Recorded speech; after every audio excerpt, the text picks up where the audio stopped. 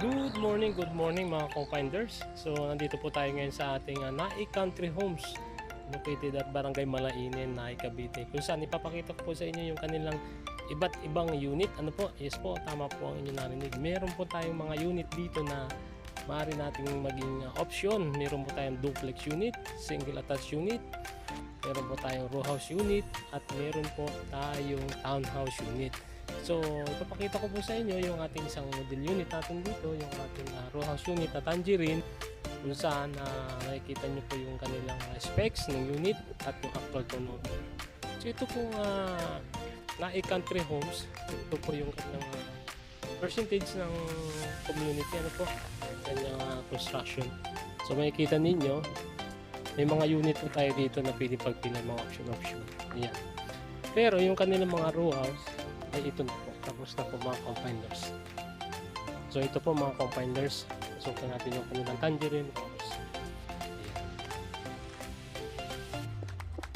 Ito po mga co-finders, yung isang unit natin na Tangerine. Makikita ninyo may allotted space para ito.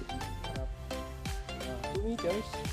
Approximately 2 meters po mga co-finders. And then, pasok po natin dito sa loob. Malawak po yung area. So, ganito po yung actual turnover.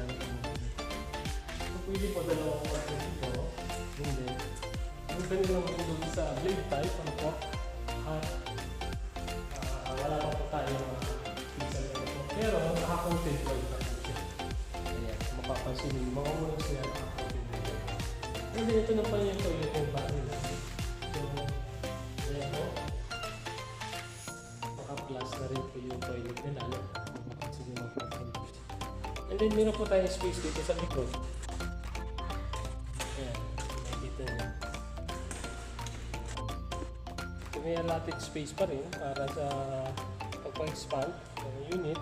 Pwedeng laundry area or dirty kitchen, ano po, depende po sa gusto nyo.